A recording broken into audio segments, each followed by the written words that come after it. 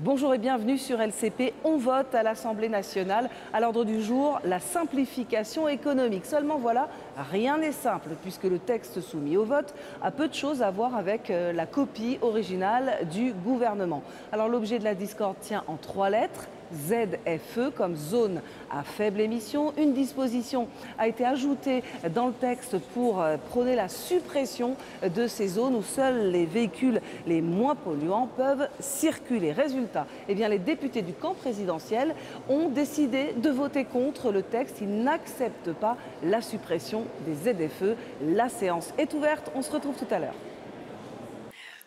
Madame la Présidente, Madame la Ministre, Monsieur le Ministre, mes chers collègues. Nous arrivons au terme d'un examen long, chaotique, morcelé, et nous nous apprêtons à voter en première lecture un texte qui devait simplifier la vie économique. Ce projet de loi s'inscrivait dans la droite ligne de ce que nous portons depuis 2017. Rendre plus lisibles les règles, faciliter la création d'entreprises, alléger les démarches, fluidifier les relations entre l'administration et les acteurs économiques. Aucune majorité n'a autant agi sur la simplification. En 2018, nous avons introduit le droit à l'erreur avec la loi ESSOC pour un État au service d'une société de confiance. En 2019, avec la loi Pacte, nous avons facilité la création d'entreprises en créant le registre unique ou encore simplifié les seuils d'effectifs. En 2020, nous avons allégé les démarches pour les entreprises avec la loi d'accélération et de simplification de l'action publique. Et en 2023, avec la loi Industrie verte qui articule compétitivité et transition écologique.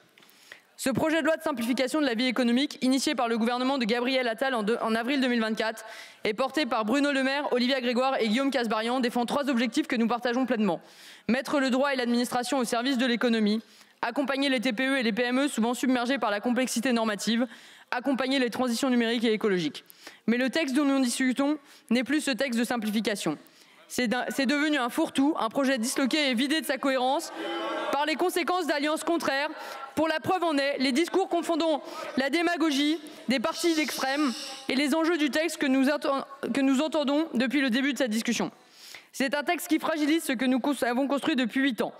Des thématiques sans lien entre elles ont été ajoutées au fil de l'eau.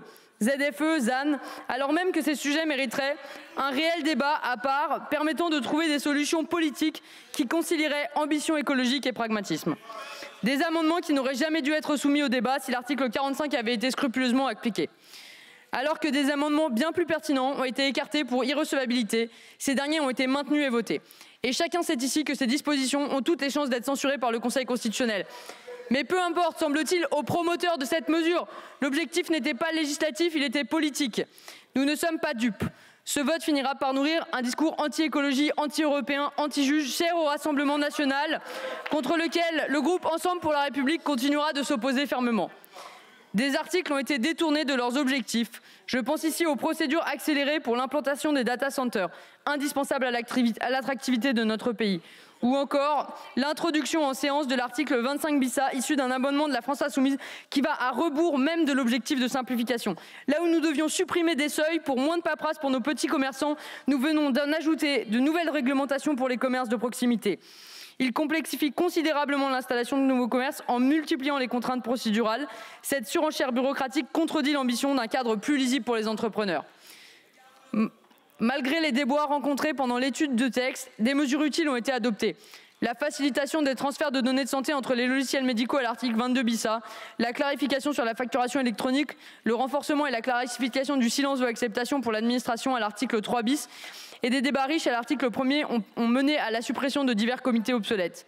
Nous continuerons de nous battre en faveur des avancées et des compromis que nous avons défendus, tels que l'amendement proposé par la ministre de la Transition écologique, Agnès Pannier-Runacher, qui proposait un compromis raisonnable sur les ZFE, en respectant la qualité de l'air et en considérant les villes où elle s'était améliorée. Ou encore en proposant l'amélioration des dispositions autour de tests PME à l'article 27. L'amendement UDR adopté a fait tomber d'autres mieux rédigés, y compris celui du gouvernement. Pensons-nous vraiment que c'est en confiant l'évaluation des normes s'appliquant aux TPME, au comité interministériel de la transformation publique que nous aiderons nos entrepreneurs au quotidien? Aussi sur l'article 10 qui permettait de substituer des amendes aux peines de prison en cas d'erreur déclarative qui a été supprimé en séance vendredi dernier. Notre vote contre de ce texte n'est ni un reniement ni un refus de la simplification. C'est au contraire un acte de cohérence, un non à un texte vidé de sens, un non de clarification. Nous préférons repartir de la version du Sénat, imparfaite, certes, mais plus cohérente et susceptible de servir de base à un vrai compromis en commission mixte paritaire. Notre responsabilité est de garantir que la simplification reste ce qu'elle doit être, un levier d'investissement, un atout pour la compétitivité, un atout de la transition. Ce sont à ces conditions que nous pourrons porter avec rigueur et exigence les mesures qui feront la réussite de notre économie. Je vous remercie. Merci beaucoup, Madame la députée. Je fais annoncer le scrutin dans l'enceinte de l'Assemblée nationale. Il nous reste 3 orateurs. Et je donne la parole à Monsieur Philippe Bolo pour le groupe démocrate. Merci beaucoup, Madame la Présidente. Mesdames et Messieurs les ministres, Messieurs les rapporteurs, Monsieur le Président de la Commission spéciale, mes chers collègues. Le projet de loi de simplification que nous nous apprêtons à voter a peiné à voir le jour. Lancé sous le gouvernement Attal en 2023 à Bercy, en présence de très nombreux acteurs économiques, il a connu un parcours chaotique. D'abord mis à mal par la dissolution de l'Assemblée nationale, puis par la motion de censure du gouvernement Barnier, il a été repris par le gouvernement Bayrou. Un tel saucissonnage des débats n'a pas aidé à la clarté de l'examen du texte, pourtant attendu de longue date et à raison par les entreprises. Le travail réalisé en amont du texte a été important. Ensuite, nous y avons consacré de longues heures de débat, en commission puis en séance. Malgré cet important travail, le texte est en partie décevant, laissant de côté une grande partie des attentes légitimes du monde économique. Nous en sommes conscients et nous appelons à considérer cette démarche de simplification pour ce qu'elle est, une étape d'un travail à effectuer de manière régulière, à renouveler chaque année, comme nous le plaidons depuis longtemps au groupe démocrate. Les attentes de simplification sont fortes et constantes, car la simplification est une condition nécessaire de la compétitivité de notre économie. Sans doute, les demandes étaient-elles trop importantes pour un seul texte. Toutes les entreprises le réclament, des plus grandes aux artisans, en passant par les PME qui maillent nos territoires et qui en font le dynamisme et l'attractivité. Malgré ces critiques, des acquis du texte méritent cependant d'être signalés et défendus. Et dans le temps qui m'est imparti, je voudrais vous en signaler 2 qui me paraissent importants. Le premier concerne le rétablissement sans complexification, Madame la Ministre, le rétablissement du test PME, une démarche clairement expliquée et demandée par le terrain et exprimée d'ailleurs dès le lancement du projet de loi en 2023 à Bercy. Le second point qui mérite une attention particulière concerne la prolongation de l'affichage de l'éco-contribution sur les produits de l'ameublement au-delà du 1er janvier 2026. Un dispositif essentiel pour garantir une concurrence loyale et protéger les entreprises françaises de l'ameublement face aux passagers clandestins de l'éco-contribution. La déception associée au projet de loi est sans doute aussi la conséquence d'un texte qui est un champ de mine de cavalier législatif et au groupe démocrate, nous le déplorons. Certains articles du texte que nous allons voter n'ont absolument rien à voir avec l'ambition de départ, celle de simplifier la vie des entreprises. Ces cavaliers dessinent un autre récit, celui d'un texte dénaturé. C'est le cas avec la suppression des ZFE, comme avec le ZAN. La qualité de l'air est une question de santé publique. Supprimer les ZFE pour des raisons strictement populistes est un grave recul sanitaire. Un autre exemple de cavalier est celui de la suppression tous azimuts des offices, conseils et autres commissions. Un exercice extravagant qui relève davantage de la rationalisation administrative que de la simplification économique. Des tentatives de suppression souvent décidées sans étude d'impact approfondie. Elles semblaient davantage viser des structures ou des politiques qui dérangent qu'être construites sur un véritable objectif d'efficacité. Malgré tout cela, le groupe Les Démocrates votera ce texte. D'abord parce que nous croyons profondément à la nécessité de simplifier la vie des entreprises. Ensuite parce que ce texte est attendu. Mais nous restons vigilants, notamment sur les reculs qu'il contient. Sur les ZFE, nous le redisons, leur suppression est une erreur sanitaire. Au-delà d'un simple cavalier législatif. Nous voulons une mise en œuvre des ZFE qui soit accompagnée, comprise, ciblée et utile à la santé publique. Rappelons également que la France risque une amende de 6 milliards d'euros pour non-application des ZFE. Ce sujet, absent des débats, ne peut pourtant être balayé. Voter contre ce projet de loi serait une erreur. Ce serait refuser la simplification. Ce serait incompréhensible pour nos concitoyens alors que nous avons soutenu le texte dans les majorités précédentes. Et ce serait enfin incohérent avec les mesures utiles adoptées par notre Assemblée. Nous attendons qu'elles puissent être soutenues lors de la CMP à venir. La simplification est un sujet populaire, attendu et essentiel.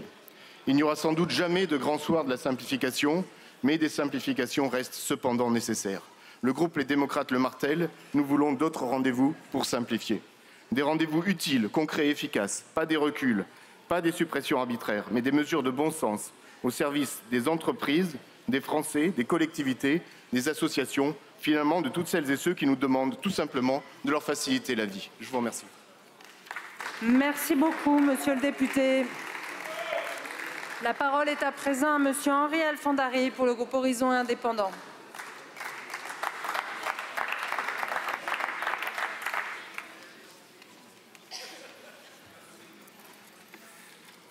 Madame la Présidente, Madame et Messieurs les ministres, Messieurs les rapporteurs, chers collègues. Mercredi 24 avril 2024, le projet de loi de simplification de la vie économique était déposé sur le bureau du Sénat. Plus d'un an plus tard, nous voici enfin appelés à nous prononcer sur ce texte, attendu par tous ceux qui affrontent au quotidien l'épaisseur croissante des normes. 12 mois pour un texte de simplification. 1 an pour permettre à l'État de mieux fonctionner. Ce seul constat devrait nous interpeller. Car si ce texte parle de simplification, il dit aussi, en creux, beaucoup de la complexité du processus législatif lui-même. Il dit de nos lenteurs, il dit de nos blocages, et parfois notre incapacité collective à faire aboutir ce sur quoi nous sommes, en vérité, assez largement d'accord. C'est peut-être là le paradoxe le plus frustrant de la période que nous traversons. Dans une démocratie plus informée, plus exigeante, plus critique aussi, nous nous enfermons trop souvent dans des impasses que nous savons évitables. Soyons lucides, nous ne pourrons pas, à chaque fois, mettre autant de temps pour adopter une loi utile. Nous ne pourrons pas, à chaque texte, rejouer la même pièce dans laquelle les postures brouillent les intentions. Nous ne pourrons pas continuer à nous satisfaire d'un fonctionnement institutionnel qui finit par nourrir le doute plus que la décision. Et surtout, nous n'aurons pas, quelle que soit notre place dans cet hémicycle, éternellement la confiance de nos concitoyens. Ils nous regardent, ils nous écoutent et ils nous jugent, non sur nos discours, mais sur notre capacité à produire des résultats. C'est notre devoir, c'est aussi désormais notre urgence. Nous saluons à ce titre l'engagement des ministres Laurent Marcangeli, Véronique Louwagie et Marc Ferracci, dont la détermination et l'écoute ont permis de faire vivre une méthode de travail efficace et de préserver l'ambition initiale du texte. Dans ce contexte, notre vote a une... S'il vous plaît. On a un orateur à la tribune, je vous remercie de l'écouter. Il y en aura un autre ensuite et on passera au vote. Donc merci de respecter celui qui s'adresse à vous. Monsieur le député. Merci Madame la Présidente. Dans ce contexte, notre vote a une portée qui dépasse largement le contenu du texte. Il engage notre crédibilité à tous. Il engage notre cohérence. Car pendant des mois, nous avons travaillé, proposé, amendé, critiqué, soutenu. Et maintenant, que faisons-nous de ce travail? Bien sûr, nous ne disons pas que tout est parfait. Certaines dispositions du texte initial n'ont pas été votées dans des termes que nous jugeons pleinement satisfaisants. De la même manière, certaines dispositions introduites en séance publique ne nous conviennent pas. Elles s'éloignent de l'esprit de simplification que nous défendons. Cependant, ça ne remet pas en cause l'équilibre général du texte, mais appelle des ajustements. Car ce vote n'est ni un point final, ni un blanc-seing. Corriger, affiner, compléter, c'est précisément l'objet de la navette parlementaire. Nous attendons que ces discussions permettent de rétablir certaines cohérences et de préciser certaines intentions. Nous attendons également que notre Assemblée fasse pleinement entendre sa voix dans la suite de la discussion en commission mixte paritaire, en défendant un texte qui lui ressemble, enrichi de ses propres apports et de ses propres équilibres. Ainsi, faut-il aujourd'hui rejeter l'ensemble du texte au nom de quelques désaccords? Faut-il sacrifier plus de 100 mesures utiles, attendues, concrètes, au nom de désaccords sur une seule d'entre elles? Ce n'est pas notre conception du travail parlementaire. Ce n'est pas non plus ce qu'attendent les Français. Ils veulent des solutions, pas des postures. Des résultats, pas des signaux. Ils attendent que cette Assemblée prenne ses responsabilités, surtout lorsque l'enjeu n'est pas idéologique mais opérationnel. Ils attendent surtout que nous répondions dès que nous en avons la possibilité à leurs attentes. Mais au-delà du fond, ce texte pose une question politique centrale. Sommes-nous capables, en tant que législateurs, de faire confiance? Sommes-nous capables de dire à celles et ceux qui entreprennent, qui innovent, qui embauchent, que nous voulons leur faciliter la tâche? Pour nous, la réponse est oui. Car c'est bien ça l'enjeu, ne pas rester immobile, ne pas transformer notre exigence légitime en un blocage stérile, ne pas donner le spectacle d'une Assemblée qui, même lorsqu'elle est d'accord sur l'essentiel, finit par échouer à décider. Mes chers collègues, ce texte ne résoudra pas tous les problèmes, mais il en résoudra quelques-uns. Et dans la période que nous traversons, c'est beaucoup. C'est une première marche, elle n'est pas très haute, mais elle est nécessaire, alors franchissons-la. Vous l'avez compris, le gros de la bataille parlementaire se joue sur l'environnement. Les écologistes dénoncent un détricotage accéléré du droit de l'environnement. Pourquoi? Eh bien parce que lors de l'examen de ce texte en commission parlementaire, les Républicains et le Rassemblement national ont obtenu la suppression de ces fameuses ZFE, zones à faible émission, qui excluent les véhicules polluants ou anciens. La parole est à présent à monsieur Éric Michaud pour le groupe UDR.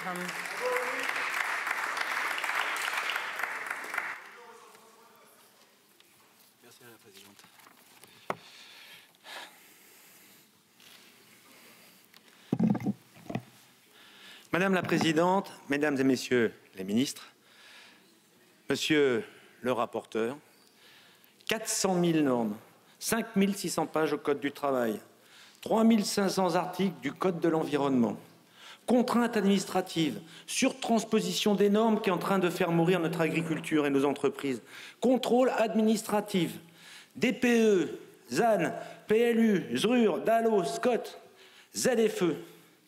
Mais vous pourrissez la vie des Français, vous découragez les entrepreneurs, vous angoissez les jeunes générations et maintenant vous allez rançonner les retraités. La France est au bord du gouffre, au point de non-retour face à une dictature verte, face au gourou du wokisme. La multiplication des normes environnementales est absurde et contre-productive. À titre d'exemple, les boulangers et les bouchers doivent aujourd'hui peser et déclarer les feuilles de papier d'emballage. Et bien entendu, cette déclaration fait après l'objet d'une taxation. Les Français n'ont plus confiance dans leurs dirigeants. Vous avez instauré le monde de la défiance. La défiance engendre la défiance. Elle est la mère de tous les déclins. Comment avoir confiance dans un gouvernement qui dit tout et son contraire sur le dispositif MaPrimeRénov'? En moins de 2 semaines, le dispositif a été aboli, puis suspendu, puis remis partiellement, puis rétabli. Comment avoir confiance dans un gouvernement qui taxe les poulaillers, qui taxe les puits et qui taxe les abris de jardin? Mais là, vraiment, vous êtes tombé sur la tête. Comment avoir confiance dans ces députés bobos, écolos, l'extrême gauche, ces ayatollahs de la dictature verte qui n'ont qu'une seule idée en tête: taxer, taxer et taxer encore. Peu importe le montant, pourvu qu'il y ait l'ivresse de la taxe. Enfin, comment avoir confiance dans les macronismes qui, après avoir voté contre la fin des ZFE, s'apprêtent à voter contre leur propre texte? Vous vous trahissez vous-même, vous trahissez la France, vous trahissez les Français, vous les abandonnez. L'union des droites de l'UDR et RN est la seule force qui refuse le déclin, qui refuse le dilettement et le déclassement de notre pays. Grâce à notre mobilisation en commission, et je tiens d'ailleurs à remercier M. Yann Boucard pour son travail, qui a d'ailleurs été souligné par un de nos collègues tout à l'heure. Bravo, monsieur. Puis aussi, dans l'hémicycle, nous avons supprimé les ZFE. Et là, je tiens aussi à remercier notre collègue Pierre Morin pour son dynamisme et son enthousiasme, chevalier des ZFE. Nous offrons un sursis pour des millions de Français. Ils n'auront pas à changer leur véhicule contre des voitures électriques.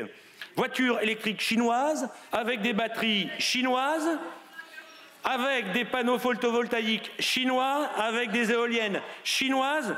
Nous sommes dans le grand remplacement industriel et vous en êtes les complices. Puisque nous parlons des éoliennes chinoises, futur scandale de notre transition énergétique, elles sont une merveilleuse synthèse de l'absurdité des dogmes écolos. Un triste mélange de terres rares, de PFAS importés par des cargos depuis l'autre bout du monde. Elles sont source de pollution visuelle pour notre nature. Elles sont aussi des machines à éradiquer la biodiversité. Enfin, je me réjouis de notre victoire pour les entreprises sur le principe des PME, Madame la Ministre. Il a été réintroduit sans créer un énième comité Théodule et défendu par le gouvernement. Le pays vit dans la défiance. Pourtant, seule la confiance peut restaurer l'envie d'investir et d'entreprendre pour les industriels et les entrepreneurs, l'envie des Français de vivre et de consommer, l'envie des jeunes générations de se projeter dans l'avenir, l'envie d'une France belle, digne et éternelle, la France que nous aimons. Pour l'ensemble de ces raisons et pour les Français, le groupe UDR votera donc pour ce projet de loi. Merci. Merci beaucoup, monsieur le député. La parole est à présent à monsieur Mathias Renaud pour le Rassemblement national.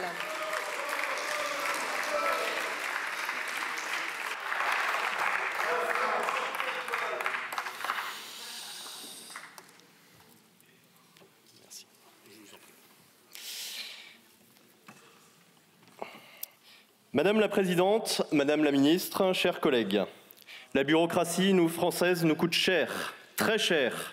Elle coûte à notre économie. On estime que l'excès de normes en France, 400 000 normes, coûterait 3% du PIB, soit 80 milliards d'euros. Elle coûte à nos entrepreneurs, à nos industriels, qui ne peuvent pas créer une entreprise, implanter un nouveau site de production, étendre leur activité sans être assommés de normes, d'études, de contrôles, sans être soumis à l'arbitraire d'une administration tatillonne de la République des Cerfa. Au départ, ce texte de simplification vient de Bruno Le Maire, qui a lancé une soi-disant grande consultation des chefs d'entreprise pour faire remonter des idées. À l'arrivée, un texte devant le Sénat assez modeste, technique, mais qui avait le mérite d'exister. Et puis, tout a changé à l'Assemblée. Le groupe Rassemblement national a eu une stratégie offensive sur ce texte. Nous avons multiplié les propositions. Nous avons mis la barre de la simplification toujours plus haut. Nous avons donné des coups de boutoir à la bureaucratie, remis en cause l'écologie punitive, partout là où nous le pouvions. Nous avons eu des victoires, des résultats. Nous avons supprimé un certain nombre de comités Théodule. Nous avons vidé la loi ZAN de sa substance. Nous avons instauré le test PME, très attendu des milieux économiques. Nous avons instauré la préférence locale dans les marchés publics pour les PME et artisans. Nous avons facilité l'implantation de data centers et beaucoup d'autres choses très attendues par les milieux économiques pour relancer l'activité économique de notre pays. Et en bout de course, la Macronie a donc décidé de saboter son texte initial. Les députés macronistes vont voter contre ce texte que la Macronie avait elle-même initié. Chers collègues, vous allez devoir expliquer aux milieux économiques, aux chefs d'entreprise, aux industriels, aux maires ruraux qu'au bout de 8 ans, vous avez renoncé à simplifier, à débureaucratiser. Qu'ils devront attendre l'arrivée au pouvoir du Rassemblement national. Vous vous apprêtez à balayer d'un revers de la main ce chantier de la simplification à cause d'une seule mesure, la suppression des ZFE. ZFE, zone à forte exclusion, une mesure autoritaire, ségrégationniste, liberticide et pour tout dire stupide. Vous êtes en train de renoncer à la simplification de la vie économique, de suicider votre propre texte pour une mesure qui est rejetée par 80% des Français, qui est même rejetée par une majorité de vos électeurs, que vous n'arriverez pas à mettre en place, car il n'y a aucune acceptabilité sociale, que vous allez devoir justifier pendant les élections municipales. Vous arriverez peut-être à sauver les ZFE, mais vous allez fabriquer une usine à révolter. Alors pourquoi vous foncez dans le mur? La réponse est simple. Emmanuel Macron a fait des ZFE une affaire personnelle. Supprimer les ZFE, détricoter la loi ZAN, c'est remettre en cause l'œuvre d'Emmanuel Macron. Le président a d'ailleurs perdu ses nerfs sur cette question en déplacement à Douai, puis s'est plaint dans la presse. Crime de lèse-majesté. Pire, le détricotage de son œuvre s'opère à l'Assemblée, institution qu'il méprise, comme si les représentants du peuple pouvaient avoir l'audace de représenter le peuple face à son président. Et pire encore, le détricotage de son œuvre se fait sous la pression de la France d'en bas et au bénéfice de la France d'en bas. Et ça, pour le président de la République, c'est hors de question. Remettre en cause les ZFE, c'était en plus remettre en cause le dogme de l'écologie punitive. Un dogme qui, comme la Macronie, est en train de s'effondrer en France comme partout dans le monde occidental. Un dogme qui permet à des bureaucrates, sous couvert de vertu, et pour bien faire sentir leur pouvoir, de traiter les braves gens comme des pions, des pions à qui on impose des règles absurdes, des interdictions de produire, des interdictions de consommer, des interdictions de circuler, l'interdiction de vivre. Car tel est le sens de la bureaucratie. Comme disait Honoré de Balzac, je cite, « La bureaucratie est un pouvoir gigantesque mis en mouvement par des nains. » En Macronie, entre la simplification et la bureaucratie, vous avez choisi. Au Rassemblement national, nous choisissons la liberté. Nous voterons donc pour la simplification de la vie économique et contre les ZFE. Je vous remercie. Madame la Présidente, Madame le Ministre, Monsieur le Ministre, Monsieur le Président de la Commission spéciale, Messieurs les rapporteurs, mes chers collègues. Incroyable, pourrait-on dire. Annoncé il y a plus d'un an, le débat de ce texte dédié à la simplification trouve enfin presque un terme aujourd'hui. Et c'est bien peu dire que son parcours a été chaotique. Et pourtant, la simplification des démarches, des projets, des procédures est pour nos entrepreneurs de France et pour l'ensemble des Français un véritable impératif auquel ils souhaitent voir nos gouvernants s'atteler. Un réel allègement des complexités normatives. Oui, c'est ce qu'attendent les entrepreneurs, car la technocratie pèse, et vous le savez bien, jusqu'à 3% de notre PIB. Et c'est malheureusement peu dire que nous avons vu peu d'empressement à aborder les vrais sujets. Les vrais sujets qui entravent le fonctionnement de notre économie. Les vrais sujets qui entravent le fonctionnement de nos TPE et de nos PME. Alors oui, notre groupe, la droite républicaine, y a pris très largement sa part. Car plus que tout, nous voulons accompagner la France qui travaille, la France qui se lève tôt, qui n'en peut plus d'une administration devenue totalement kafkaïenne, d'une administration qui infantilise, qui bride et qui humilie. Oui, la suradministration, la technocratie, c'est non. Les doublons administratifs, c'est non. Les démarches inutiles, c'est non. Nous devons simplifier les procédures, libérer les énergies.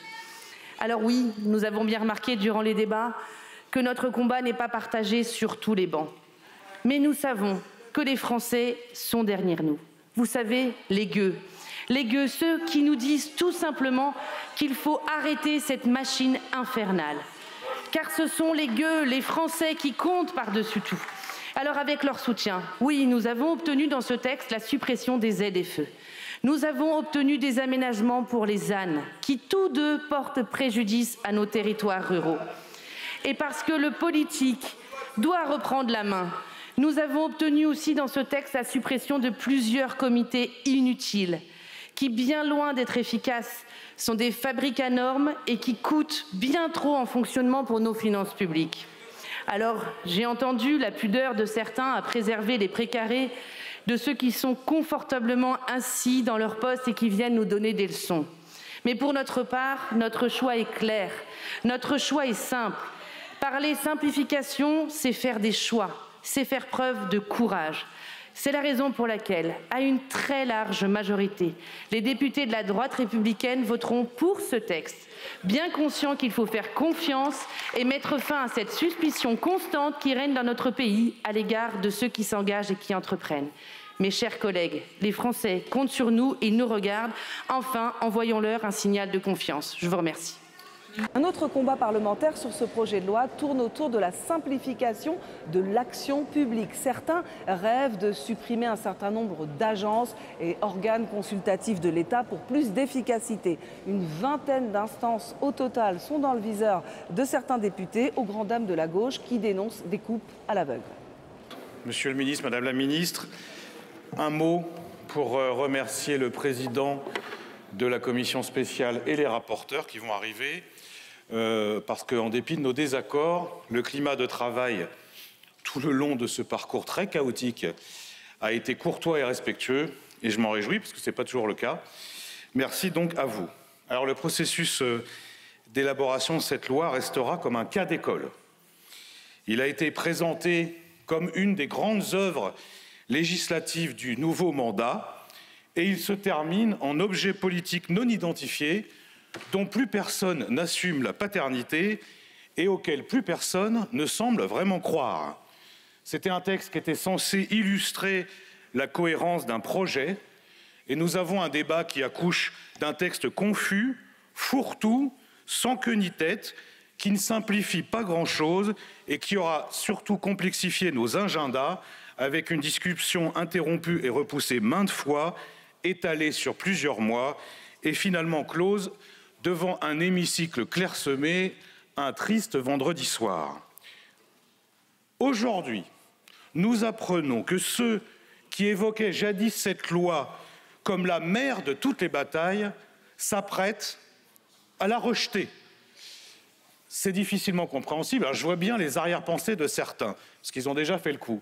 L'idée, c'est de dire, comme le texte a été largement amendé, on s'en remet au Sénat, et puis tout va bien se passer en commission mixte paritaire. Mais moi, j'alerte les collègues, parce que, à force de laisser à penser que seul le Sénat, qui est quand même dominé par une force politique qui a fait 5% aux législatives. Excusez-moi, Madame Louwagie, mais c'est vrai. À force de laisser à penser que seul le Sénat aurait la sagesse nécessaire, franchement, nous dévalorisons notre travail à nous, députés, et nous donnons le sentiment que les institutions doivent fonctionner différemment. Ce n'est pas le cas. Respectons le travail de l'Assemblée nationale, soyons faire du débat que nous menons. Ce texte, c'est l'échec d'une méthode et c'est surtout une erreur de diagnostic. Vous confondez systématiquement simplification et dérégulation. Or, la simplification au sens de dérégulation n'a pas d'effet tangible sur l'économie. On aurait pu s'en douter à mesure que s'empilent, depuis 2017, les lois de simplification. La croissance ne s'est pas redressée. Au contraire, elle n'en finit plus de se ratatiner, au point que vous avez été obligés vous-même de la réviser à 3 fois à la baisse depuis le dépôt du projet de loi de finances pour 2025. Alors certes, il est normal que les législateurs corrigent les imperfections de la loi ou traquent certaines redondances de l'appareil administratif pour éviter de faire perdre du temps aux entreprises, particulièrement les PME. Mais si votre montagne accouche d'une souris, c'est que vous êtes parti sur les chapeaux de roue d'un présupposé qui, en réalité, n'est pas vraiment étayé. Vous avez cru que le temps consacré par les entreprises aux tâches administratives était globalement disproportionné par rapport aux autres économies comparables à la France. Or, ce n'est pas le cas. On dit de l'Italie que c'est l'enfer de la paperasserie. Son économie se porte mieux que la nôtre. On dit que l'Allemagne est vue comme un modèle d'efficacité administrative. Elle est en récession depuis 2 ans. Donc votre démarche, dès le départ, était biaisée parce que vous avez cru dur comme fer, obstinément, à une sorte de légende urbaine qui est diffusée, relayée par le MEDEF, qui consistait à dire qu'en dérégulant, on allait gagner 3 points de PIB, c'est-à-dire pas loin de 30 milliards d'euros. Tout ça, c'est pas sérieux. Et comme c'était pas sérieux au départ, c'est pas sérieux à l'arrivée. Comme n'était pas non plus sérieux une bonne partie de nos travaux qui ont été vampirisés par des discussions qui n'avaient strictement rien à voir avec la simplification de la vie économique. Je pense à cette pseudo-bataille homérique où certains de nos collègues ont voulu supprimer qui l'Office de la biodiversité, qui le Centre national de la cinématographie, qui le Haut Conseil des familles et de l'enfance. Ça n'avait rien à voir avec la simplification de l'économie. Ça a juste permis à certains collègues, le temps d'une soirée, de passer pour Musk, pour Milei, le champion du comité de la hache ou de la tronçonneuse. Mais ce n'était pas à la hauteur de notre texte et vous avez totalement raté votre cible. Parce que la vérité, pourquoi votre cible elle est ratée, c'est parce que ce n'est pas en dérégulant comme vous le proposez que nous allons retrouver la croissance et le dynamisme économique. Alors moi je vous le dis, j'entends que maintenant certains reviennent à la raison sur la législation environnementale. Tant mieux, mais c'eût été mieux que ça intervienne pendant nos débats. Et tant qu'à faire votre prise de conscience, elle serait encore mieux si vous reconnaissiez que la législation sociale, la lutte contre l'ubérisation, la protection des sols, la concertation avec les habitants et les élus locaux, au même titre que les lois environnementales, participent à notre dynamisme économique. C'est la raison pour laquelle nous allons voter contre ce texte.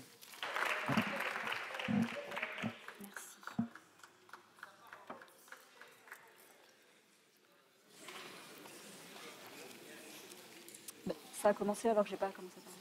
Si vous pouvez remettre à 0. Merci. Allez-y. Merci Madame la Présidente. Un projet de loi pour la simplification de la vie économique. La Macronie se mettrait-elle enfin au service de nos commerçants et artisans, des TPE, PME qu'elle prétend protéger? Bien sûr que non.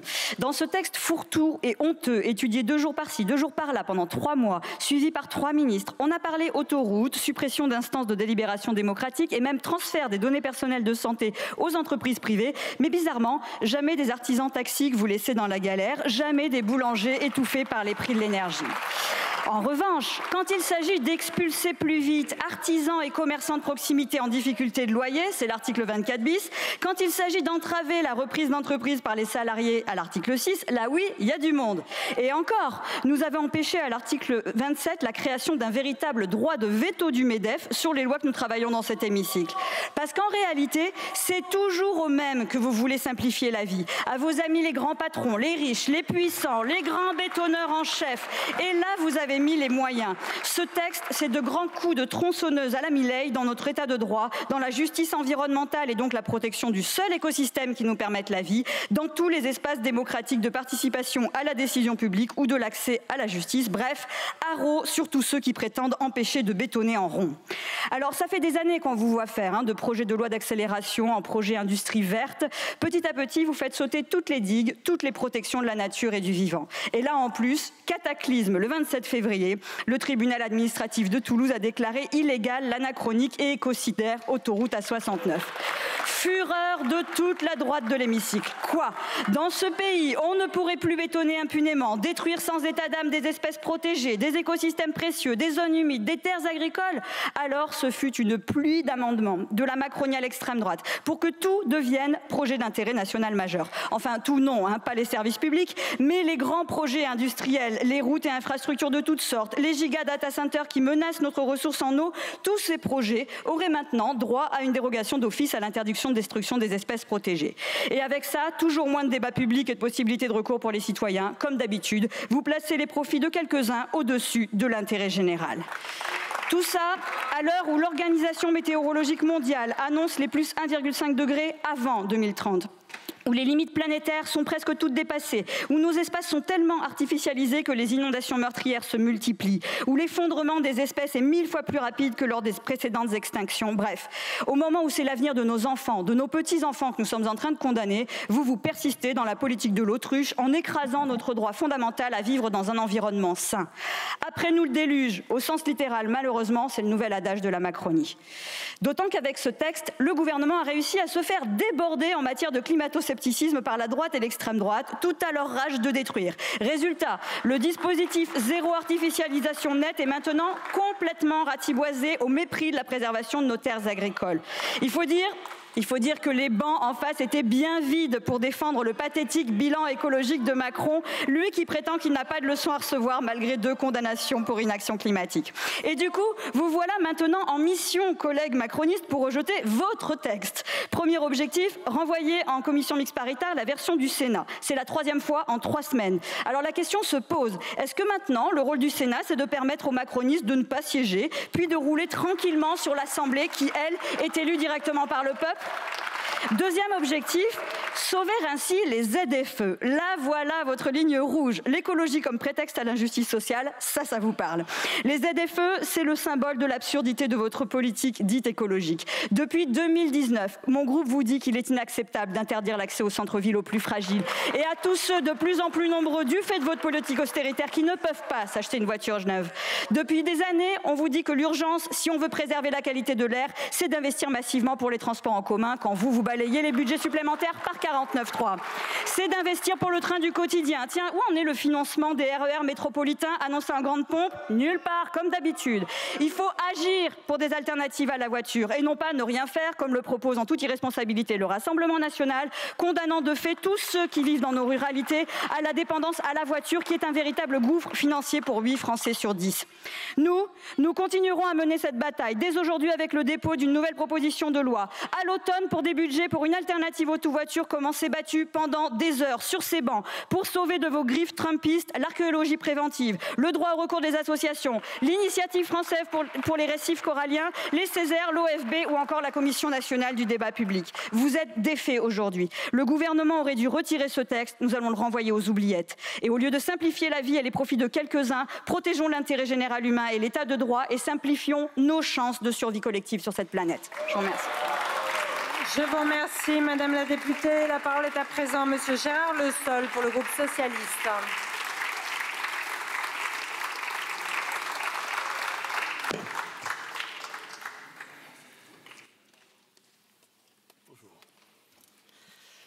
Madame la Présidente, Madame la Ministre, Monsieur le Ministre, Messieurs les rapporteurs, Monsieur le Président de la Commission spéciale, chers collègues. Par où commencer ? L'examen en première lecture de ce projet de loi qui aura traversé 2 législatures, 3 gouvernements et qui sera étendu ici sur une durée record dépassant celle de la loi du 23 octobre 1984 visant à limiter la concentration des entreprises de presse s'apprête à aboutir sur un échec. Comment en sommes-nous arrivés à ce que le seul projet de loi présenté par le gouvernement depuis le début de notre législature, hors texte financier et d'urgence pour Mayotte, soit rejeté par la majorité elle-même, comme nous venons de l'entendre? Comment en sommes-nous arrivés à un tel naufrage sur un sujet qui est au cœur de l'identité politique revendiquée du macronisme, l'entreprise? C'est à la fois l'histoire d'un drame en plusieurs actes, mais aussi le symptôme du mal structurel de ce gouvernement, l'indécision, ou plutôt le refus de décider et ainsi de gouverner. Monsieur le Président Boucard, vous avez vaillamment défendu les travaux de la Commission en séance publique, jouant ainsi votre rôle, et pleinement votre rôle. Mais vous avez cependant créé les conditions du chaos en ouvrant en commission le champ de recevabilité des amendements d'une manière peut-être jamais vue dans cette Assemblée. Nous n'avons en réalité jamais débattu d'un texte simplifiant la vie économique des entreprises, mais d'un texte portant diverses dispositions de libéralisation et de dérégulation du droit, et en particulier du droit de l'environnement. Car oui, il ne reste rien des principales mesures favorables aux entreprises, y compris celles que mon groupe soutenait, comme l'instauration d'un test PME que nous proposions d'étendre, Madame la Ministre, aux entreprises de l'économie sociale et solidaire. À l'inverse, ce texte est devenu le vaisseau de la vision dérégulatrice et climato-sceptique de la droite et de l'extrême droite, abrogeant de fait toutes les avancées, même modestes, même imparfaites, réalisées depuis 2017, et nous ramenant à une époque où un Grenelle de l'écologie était vu comme une grande évolution. C'est triste. C'est l'extension de la raison impérative majeure à quasiment tout projet d'intérêt public sans distinction, c'est-à-dire le droit de détruire des espaces protégés lorsque la bonne réalisation du projet l'imposerait. C'est l'abrogation de facto des objectifs de zéro artificialisation nette, alors que nous avions réaménagé ce dispositif il y a moins de 18 mois, déjà à la demande des sénateurs LR.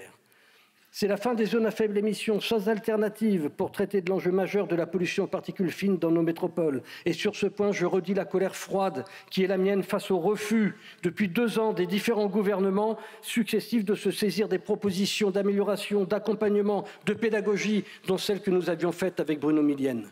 C'est un catalogue de dérogations aux règles d'urbanisme, aux obligations de compensation des atteintes à l'environnement ou encore à la loi littorale pour les antennes relais.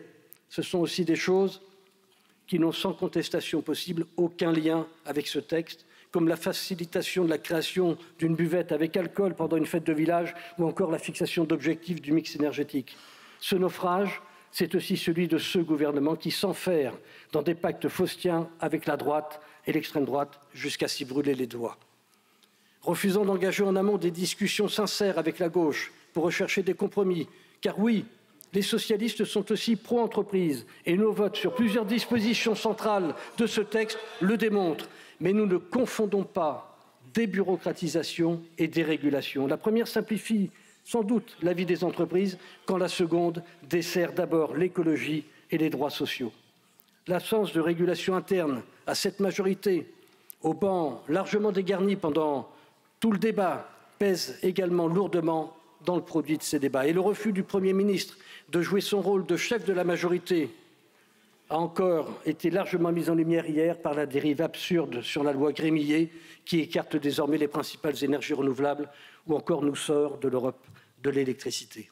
De renoncement en renoncement, mesdames et messieurs les gouvernements, représentants du gouvernement, les rapporteurs, vous êtes devenus finalement des passagers du simplisme et du climato-sceptisme du RN dont vous permettez de malheureuses victoires dans cet hémicycle. Convoquer une CMP pour se mettre d'accord sur une ou deux mesures, un ou deux articles, c'est légitime pour construire la loi. Mais convoquer une CMP sur tout un texte, c'est une faillite. C'est la faillite du gouvernement et de votre bloc central, encore bien absent aujourd'hui. Alors, Madame la Ministre, Monsieur le Ministre, Messieurs les rapporteurs, vous aurez compris que nous voterons résolument contre ce texte. Et puisque vous n'avez pas eu la sagesse de le retirer, nous vous invitons à mettre fin à la navette dès à présent, car rien ne pourra sortir de la commission mixte paritaire qui ne serve réellement nos entreprises et notre vie économique. Je vous remercie. Merci beaucoup, monsieur le député. Merci Madame la Présidente, Mesdames, Messieurs les ministres, Mesdames, Messieurs les rapporteurs, Monsieur le Président de la Commission spéciale, chers collègues. Nous sommes ici au terme d'une histoire rocambolesque, d'un texte qui a traîné de gouvernement en gouvernement, présent dans ses cartons depuis avril 2024 et qui aurait sans doute mieux fait d'y rester. Ce texte voulait le symbole d'une modernité administrative. Il aura été le marchepied de toutes les obsessions pour liquider nos protections écologiques, sociales et démocratiques. C'est un véritable voyage en absurdie que nous avons vécu. Un fourre-tout de dispositions qui n'ont pas grand-chose à voir avec la simplification. Une volonté de couper à la tronçonneuse des autorités indépendantes, des conseils consultatifs ou encore des agences. Mais aussi une attaque en règle contre nos protections environnementales démocratiques et nos règles sociales. Simplifier pour vous, c'est aussi tenter de réduire les sanctions pénales pour les chefs d'entreprise en cas d'entrave aux règles. C'est réduire les études d'impact et environnementales. C'est s'attaquer toujours à la biodiversité. Certains ont même essayé de supprimer ESS France, une association, par un amendement dans ce texte. C'est un texte à rebours de ce que nous dit la science, à rebours de l'urgence d'agir face aux grands défis sociaux et écologiques, à rebours des exigences des Français. Ce projet de loi aura démontré que le socle commun n'a ni socle ni commun. Main dans la main, la droite et l'extrême droite ont tenté de détricoter le droit de l'environnement, à côté d'une Macronie absente, et quand elle était là, éclatée entre complicité et timide défense, comme par exemple lors de la suppression des ZFE. Même d'anciens ministres, et Madame Lebec, vous êtes intervenue, Madame Lebec, vous avez voté pour la suppression des ZFE et vous venez aujourd'hui défendre les ZFE ici, devant cet hémicycle. Chacun semblant s'en remettre à la commission mixte paritaire ou pour faire le travail sur ce texte. Le comble du ridicule pour notre Assemblée, nous ridiculisons notre Assemblée, et le comble du ridicule aura été finalement la possibilité de supprimer 2 organismes. Quand on en crée un, c'est une obligation fixée dans ce texte. Je vois d'ici là la simplification, l'organisme qu'il faudra mettre en place pour tenir la comptabilité des organismes. La droite républicaine et le RN se sont surpassés pour imaginer tout ce que l'on pouvait faire tomber au champ anti-écologiste et antisocial. On a tant entendu dans les débats, je ne connais pas, donc ça ne sert à rien. Ils ne se sont pas réunis, donc ça ne sert à rien. J'aime pas le sujet, donc c'est inutile. Rappelons-nous de ce petit moment croquignolesque. Quand une députée LR a voulu supprimer le Conseil national de la montagne et qu'un autre député LR, président de l'association des élus de montagne, a crié au scandale de cette suppression et que le rapporteur qui avait donné un avis favorable a dû se plier en 4 pour pouvoir le remettre en place. L'archétype de cette situation politique aura été le destin réservé aux ZFE. Nous les avons défendues, non pas parce qu'elles sont parfaites, loin s'en faut. Et nous déposons ce jour une proposition de loi pour les améliorer, pour faire ce qui n'a pas été fait, qui peut-être aurait évité cette situation. Car supprimer les ZFE sans alternative, c'est faire fi de la question de la qualité de l'air. Et je vais vous le dire, ce sont les plus vulnérables qui sont attaqués sur ce terrain-là. Pourtant, simplifier, nous aurions pu être d'accord. Mais en adoptant une ligne, une méthode, nous vous l'avons répété à chaque fois. Nous avons été force de proposition. Nous avons proposé la création d'une délégation parlementaire pour faire un travail de fond, de mobiliser la Cour des comptes pour regarder les organismes qui auraient pu être supprimés. Mais nous n'avons pas été entendus. Vous ne nous avez pas écoutés quand nous vous avons alerté sur la direction de ce texte. Vous auriez pu le retirer, mais non, vous avez continué. Aujourd'hui, c'est la débandade. le groupe EPR votera contre le texte de son propre gouvernement. Vous auriez pu essayer de saisir la balle quand nombreux et nombreuses sur nos rangs étaient prêts à travailler à trouver des solutions pour faciliter la vie économique des chefs d'entreprise, des salariés et de nos concitoyens. Madame, Messieurs les ministres, vous êtes pris les pieds dans le tapis de la simplification. Tout cela aurait mérité un travail sérieux. Point de travail sérieux n'aura eu lieu. Ce texte n'a atteint aucun des objectifs affichés. Par contre, en l'état, il en atteindrait d'autres qui n'ont pas été dits. Le détricotage des lois, comme celle du climat et résilience. Ce texte est devenu le porte-voix idiot de ces combats régressifs. Le climat, la biodiversité, la santé publique, les droits des salariés, comme si tout cela devait être considéré comme compliqué et devait être annulé. Elle a bon dos, la simplification. Nous resterons cohérents, nous voterons contre ce texte. Nous avons assisté à une simplification de la pensée et certainement pas une simplification de la vie économique. Simone Veil disait « Il est toujours tentant de simplifier, on désigne des responsables, des coupables, en faisant bon marché de réalités complexes. » Et malheureusement, tout le monde s'est donné à cœur joie dans ce sens.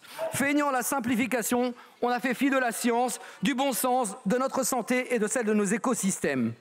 Au final, nous avons assisté à quelques démonstrations de force dans un hémicycle la plupart du temps vide et dans une assemblée dont chaque jour vous voulez affaiblir le rôle. Le groupe écologiste et social votera résolument contre. Alors au-delà du bras de fer sur l'environnement, il y a un tas de dispositions aussi diverses que variées qui concernent les entreprises, les commerçants ou encore les entrepreneurs contenues dans ce projet de loi. De la simplification des baux commerciaux à la distribution des licences 4 pour la vente de boissons alcoolisées. C'est un peu l'inventaire à l'après-vert. On va revenir tout de suite en séance pour suivre le vote solennel qui approche à grands pas. Mais on écoute le dernier orateur. Il s'agit de Christophe Nejlen, député Lyotte et l'un des rapporteurs de ce texte. La parole est à monsieur Christophe Nejlen pour le groupe Liberté Indépendant Outre-mer et Territoires. Madame la Présidente, Monsieur le Président de la Commission, chers collègues, monsieur le rapporteur, cher Stéphane, mesdames, messieurs les ministres, chers collègues, il est temps de regarder la vérité en face. Notre bureaucratie est devenue trop complexe et souvent incompréhensible pour celles et ceux qui la vivent au quotidien. Les petites entreprises sont asphyxiées par la paperasse. Les citoyens perdus face à une administration qui ne répond pas ou trop tardivement. Les initiatives privées sont freinées, soit par un cadre juridique, soit tout simplement par une administration qui ne la comprend pas. Ce n'est plus tenable. La simplification n'est pas un luxe, c'est une urgence. Nous ne voulons pas tout déréguler, mais rendre les règles lisibles, les démarches fluides et les circuits plus courts. Simplifier, c'est libérer l'énergie des acteurs économiques, restaurer la confiance et donner à chacun les moyens d'agir. C'est les promesses que portait ce projet de loi, notamment en son titre. À l'heure de voter sur la version issue des débats à l'Assemblée nationale, nous sommes nécessairement déçus. Certaines mesures seront utiles aux acteurs économiques, mais nous sommes loin du grand choc de simplification espéré. Les débats, mes chers collègues, ont été erratiques et décousus. Il y a, il faut le reconnaître, sous cette législature, un vrai problème de méthode dans l'examen des textes et ce projet de loi en est l'exemple le plus marquant. Le temps consacré au débat était, dès l'origine, bien trop court au vu de la longueur et de la densité des sujets abordés. Il était évident que nous ne pourrions pas aller au bout des débats en une poignée de jours. Nous avons donc dû séquencer son examen, laissant passer plusieurs semaines entre les débats. Débats qui se sont tenus lors de créneaux contraignants pour tous les parlementaires. Ajoutez à cela des articles appelés en priorité dans un ordre anarchique et vous aboutirez à des majorités fluctuantes et un texte sans grande cohérence. Ceci étant dit, certaines mesures apporteront une simplification bienvenue. C'est le cas par exemple de celles concernant les marchés publics. Le projet de loi facilitera l'accès aux marchés publics des PME au moyen du relèvement des seuils de mise en concurrence et de publicité et par le mécanisme de part de réserve. Autre avancée notable, les mesures à destination des commerces. La mensualisation des loyers commerciaux et le plafonnement des dépôts de garantie sont deux mesures importantes.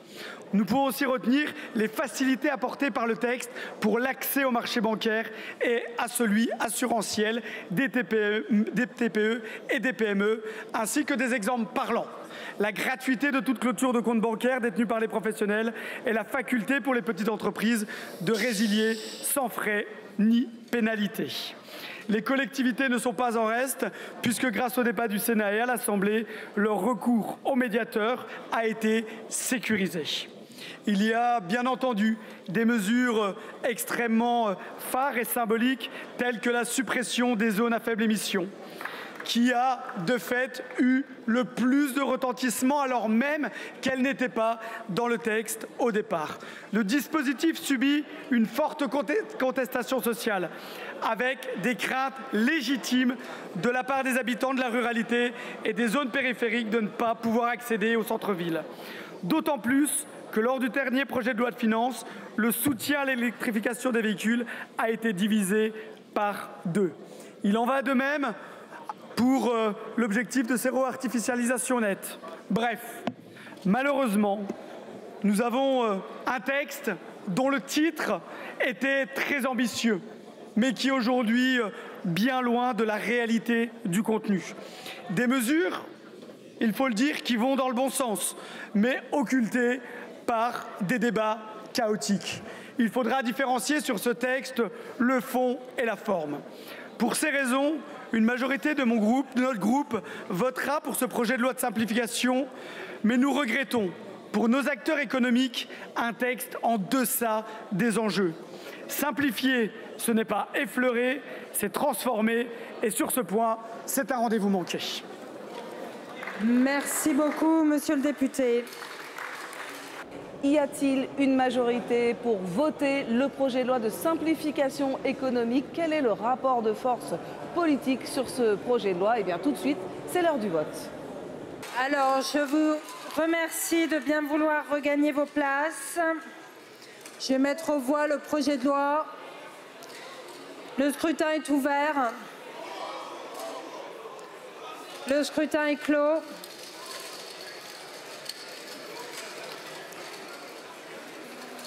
Voici les résultats du scrutin. Votant 548, exprimés 527, majorité 264, pour 275, contre 252. L'Assemblée nationale a adopté.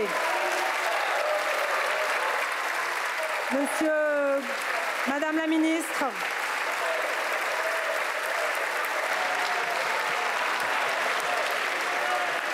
Madame la ministre. Merci Madame la Présidente. Avec mes collègues Marc Ferracci, Laurent Marcangeli, nous prenons acte de ce vote. Je tiens à rappeler ici combien le texte simplification de la vie des entreprises est fortement attendu par le monde économique. Je veux rappeler également que ce texte a été co-construit avec les corps intermédiaires, les organisations professionnelles, MEDEF, CPME, U2P. Je veux également dire que ce texte comporte un certain nombre d'avancées à destination de l'ensemble des entreprises avec des mesures transversales, également un certain nombre de mesures ciblées à destination des artisans, des commerçants, des industriels, des TPE, des PME, de l'économie sociale et solidaire, des coopératives. Il y a un certain nombre de mesures, je pense notamment à la simplification de l'accès à la commande publique, à la réduction d'un certain nombre de délais d'instruction, de certaines procédures d'autorisation. Je pense également aux tests PME. Je pense également à la simplification des baux commerciaux qui correspond à un accord de place qu'avait obtenu Olivia Grégoire.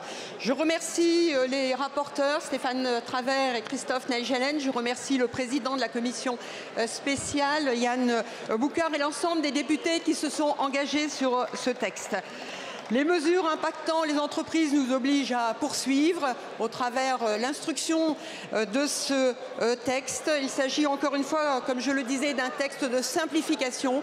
Il nous revient de le recentrer sur les mesures attendues par les entreprises et de revenir à l'essence de ce texte. Je veillerai à ce qu'il produise tous ses effets auprès des entreprises, auprès du monde économique, et je pense que nous pouvons nous retrouver tous autour de cet objectif. Je vous remercie. Merci beaucoup, Madame la Ministre, et la séance est suspendue. Et voilà pour ce vote très serré, inattendu, le projet de loi de simplification économique qui est donc approuvé, mais d'un cheveu. Les députés étaient, vous l'avez vu, divisés sur ce texte de la discorde. Précision très importante, c'est un vote en première lecture. Le projet de loi va poursuivre son cheminement parlementaire avec une réunion de députés et de sénateurs qui doivent trouver un compromis sur le texte. Fin de cet épisode, à bientôt sur LCP.